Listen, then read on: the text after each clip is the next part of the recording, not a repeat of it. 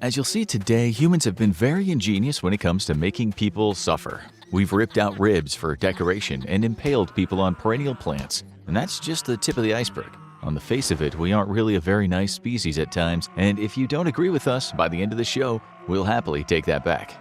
Number 10. Molten gold. Let's start with a symbolic kind of punishment fit for a thief. Pouring molten gold down someone's throat sounds like something you'd see on TV. You might have watched the episode in Game of Thrones when something like that happened, although in that case the poor victim was given a golden crown, fit for a king no less. Did such a thing happen in real life? As you'll see today, in all its bloody glory, there's no end to the depths that humans will sink to. So yes, of course, it is possible that some people throughout history died after someone smelted a load of gold and poured it down their throat. We rather like the story of Valerian, who was the Roman emperor from 253 to 260 AD.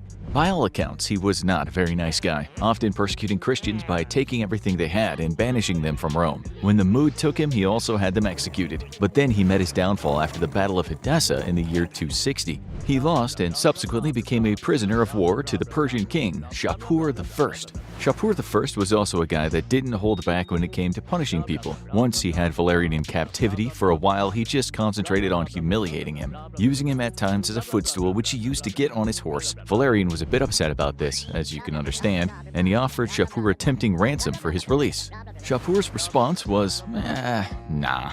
Historians sometimes disagree as to what happened next, and one account has him being flayed alive and his skin then stuffed with straw so he could be used as a trophy. But there's a better story, and it's said that Shapur had some gold melted down so the stuff could be poured down Valerian's throat. While this would definitely be a painful kind of death, the good news for its victims is that the death is almost instant.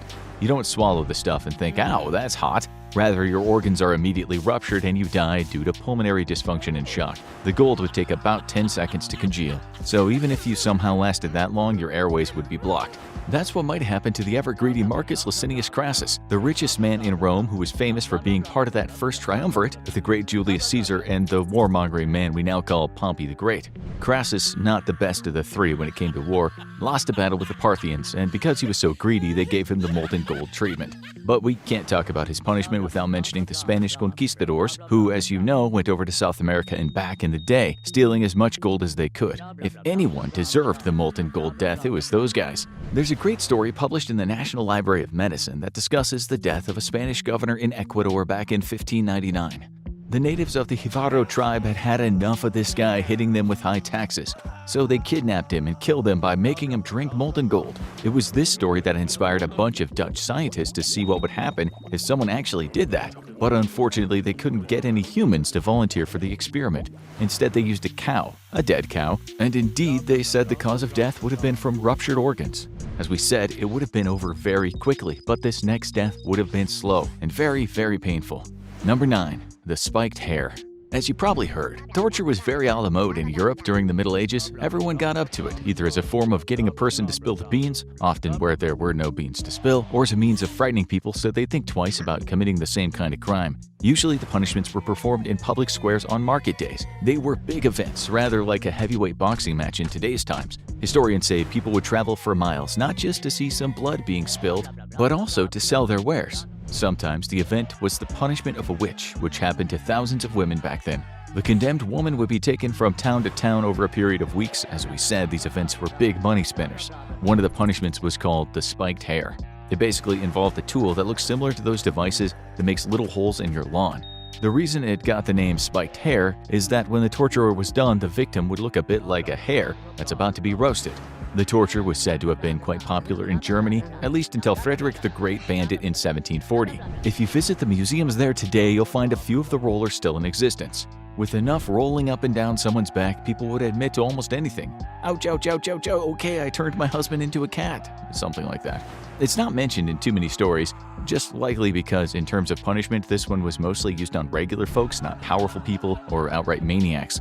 In the 1767 dictionary written by a German guy named Johann Theodor Jablonski, he described it like this. It's a roller with small pointed pegs stuck around it. This is placed under the patient's back when he's stretched out on the bench and pulled back and forth.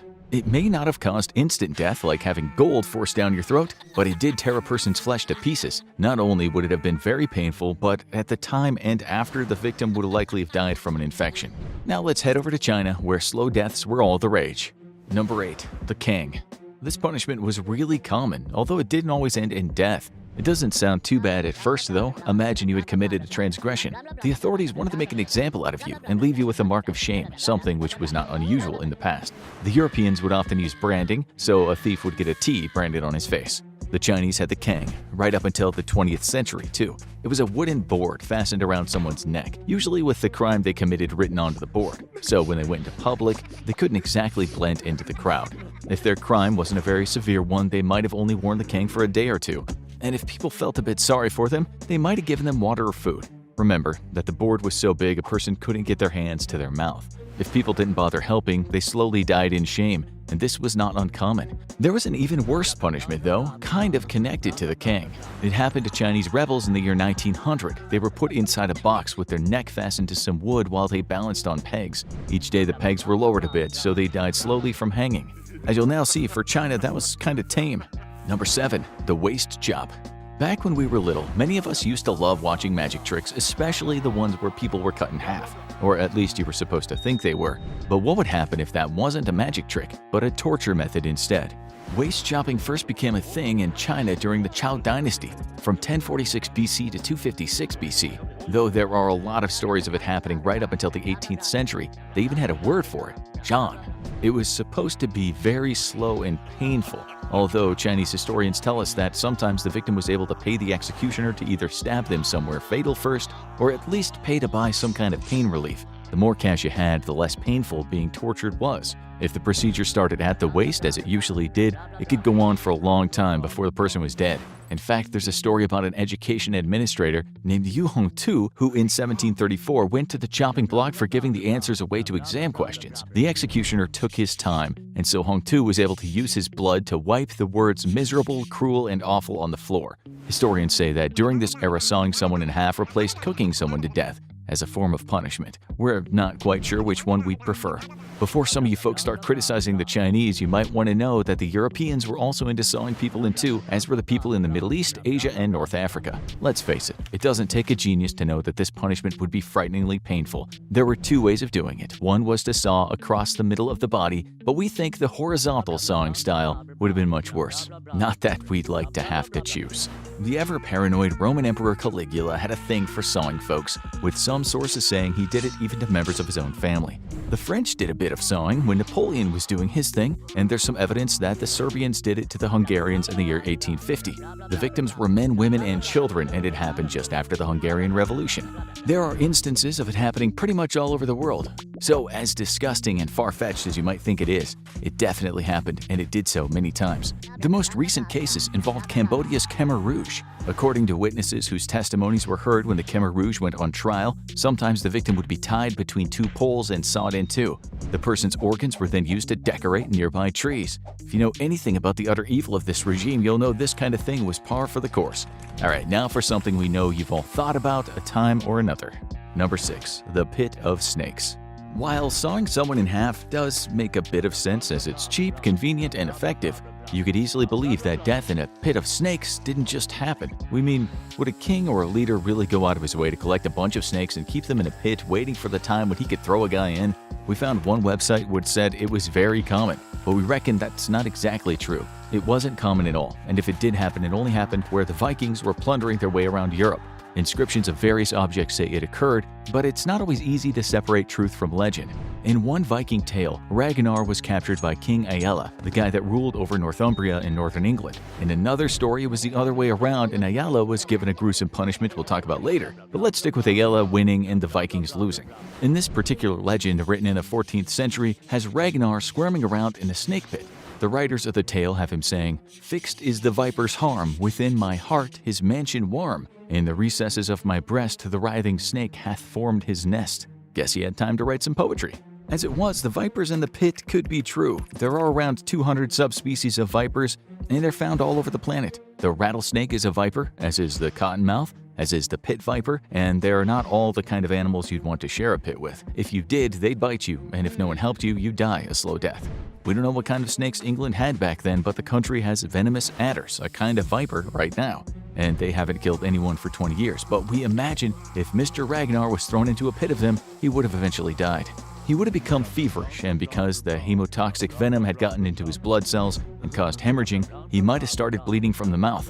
If the English had such a thing as a death certificate in those days, it would have said cause of death, extensive internal bleeding. We'll come back to the Vikings and arguably their most gruesome punishment, but let's stay with the evil English for now. Number 5. The gibbet. So picture this. It's the 1700s and you're just a regular guy living in a bustling city, London. You decide to go out for a walk with your wife and your 12-year-old kid, and as you stroll along the pathway next to the River Thames, occasionally praising the summer warmth and lush green views, a disgusting smell suddenly hits you. You walk on only for your kid to say, "Look, Daddy, look up there!" As you get closer to what your kid is looking at, you see a man in a cage hanging from a tree. Ravens are pecking his eyes out, his flesh is blackened by decomposition, and what you're looking at is a former criminal. He's inside a gibbet. Back then, you could find such things all over London, often at crossroads, so they got the most exposure. They were a warning to people and quite normal, even though it seems incredibly grim to us now. Pirates and smugglers were often the ones in the gibbet. Usually, they'd be hanged first. For the hanging, thousands of people would often turn up. They were huge events, sometimes family events. In the gibbets, the rotting flesh and stink of putrefaction were obscene. And not surprisingly, people would often complain that those gibbets were too close to their homes. They also sometimes scared little kids. But under the Murder Act of 1751, the British government said the people needed to be terrorized so they wouldn't think about committing crimes themselves. Rather than help the poor to prevent the spread of crime, they ignored poverty and upped the ante when it came to punishment. Hardliners still call for this kind of thing today. When a Mr. Swan was hung up in a gibbet, so-called gentlemen complained of the grim view from their houses. The authorities moved him to Bucket's Hill, where the poor folks lived. Mr. Swan stayed there until the smaller bones fell out of the device. When the smugglers, who named themselves the Hawkhurst Gang, were arrested, some were transported to penal colonies, but around 14 were hanged and strung up in gibbets. As you can imagine, making the cages wasn't easy. We found some documents that the blacksmith named Richard Goodman was paid £17 14 shillings for making a gibbet. It's almost $7,000 in today's money. In another document, the authorities wrote about one condemned man, saying his head was shaved and tarred to preserve it from the action of the weather, and the cap in which he had suffered was drawn over his face. On Saturday afternoon, his body, attired as at the time of his execution, having been firmly fixed in the irons necessary to keep the limbs together, was carried to the place of its intended suspension. Women weren't usually gibbeted, not because they didn't commit crimes, but because it was seen as rude to have a woman high up, where people might catch a glimpse of her rotting private parts. A flash of dirty panties was deemed to be more impolite back then than putting a rotting corpse in a cage for the kids to see. Go figure. You might be thinking, well, it's not as if they died in the gibbet. But in the Middle Ages, the authorities would sometimes hang a person up there alive and let the elements take care of them. Now that's a terrible death if there ever was one. But this is arguably worse. Number 4. The Judas Cradle. In Europe in the Middle Ages, the authorities had all kinds of terrifying torture devices. Some were never used, such as the Iron Maiden, a coffin with spikes in it, and it's debatable if others were. The artifacts exist, but historians are sometimes unsure if the authorities built them just so they could show them off to the public. So maybe things such as the head crusher didn't really get used. Hard to say. You can find websites saying it did, but when you research a bit more, it's difficult to find real-life cases that were written about back then. As we said though, the artifacts exist, and also we wouldn't put it past those Middle Ages folks. This brings us to our favorite device that may or may not have been used, the Judas Cradle. It was basically a sharp pyramid stuck to the top of a chair. The person who was being interrogated would be forced to sit on the point, which we imagine would be slightly uncomfortable. But if the person wasn't talking, they'd have weights connected to their legs. The pyramid was also greased, allowing the weights to do much more damage. After a while, the internal injuries caused by the device became catastrophic. It was a horrible way to die. Today, there are plenty of these devices in museums all over Europe, and there is no shortage of sketches of people being tortured on such chairs. Some sources say they were involved in the 16th century in Spain as a means of getting people to confess during the Inquisitions, but we're not sure that's true. The Spanish had laws about torture, and they usually kept a really good record of what went down during interrogations. Nothing in those records talk about a Judas chair. If they did use it, the outcome was never good for the victim. They'd have been split and maimed, and even if they did survive, they more than likely would die from an infection. In conclusion, since people back then were ripped in pieces, boiled alive, or had their skin peeled off, all backed up by plenty of evidence, we're going to say the Judas chair may well have been used on more than a few occasions. Let's now get to a modern torture method that we are 100% sure led to many people's demise. Number 3. Tiger cage. During the Vietnam War, some U.S. politicians went to South Vietnam to see what the Vietnamese on their side were doing to their prisoners. Photographs weren't ever supposed to get back to the U.S. public, but they did, and they revealed that lots of prisoners were kept in tiger cages. Assisting the congressman that day was a guy named Don Lucci, and throughout his later life he talked about torture and the fact that the Americans didn't just turn a blind eye to it but actually spent a ton of money on contracts to make tiger cages, American-made tiger cages. Once the victims were thrown down into the cages, the hot sun would shine on them all day long. Their captors would throw lime on them just to make them itch and feel really uncomfortable. Sometimes they were beaten first. Some of them, merely student activists, died down there or were crippled during the beatings. Even a Buddhist monk died in a tiger cage. This wasn't a good look for the US. In 1970, the New York Times ran the headline, "Saigon is investigating tiger cage cells at prison." Thousands of people, said the report, were tortured this way. The cages weren't all the same either, with some of them looking like coffins, big enough for only one person. One of the victims of these cages later said, "They put us in the tiger cages, and when I came to my senses, I thought I fell into hell because the cage was the shape of a coffin."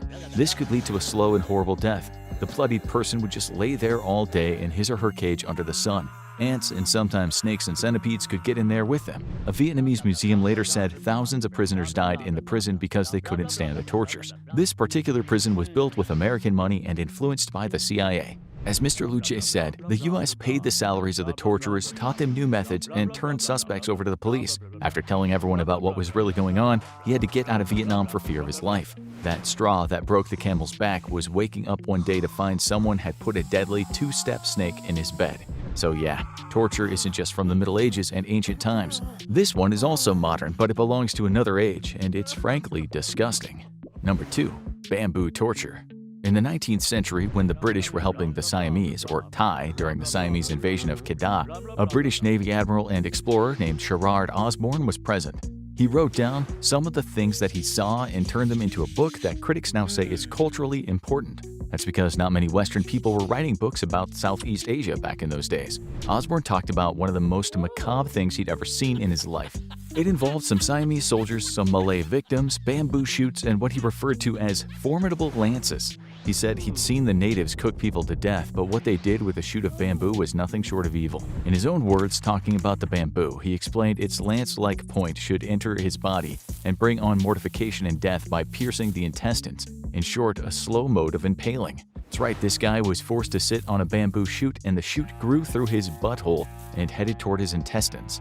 This created possibly the slowest, scariest, and most painful way to die. It's mentioned by another Brit from back then who talked about it in his book Journey Across the Peninsula of India from Madras to Bombay. Yeah, the Indians got down with bamboo torture too, as did the Chinese, but it's the Japanese who did it last, or supposedly did, when they made their shoots grow through the captives' butts during World War II. First of all, maybe some of you are thinking, no way that could work. Actually, it could. Bamboo is super tough. That's why so many Asian countries still use it for scaffolding. It also grows extremely fast at about 36 inches, just over 91 centimeters a day. So, as long as they could fasten the guy down, the bamboo could certainly poke through his backside and enter his insides quite quickly. Mythbusters once did a show on it and concluded it would have worked. But what about the Japanese army?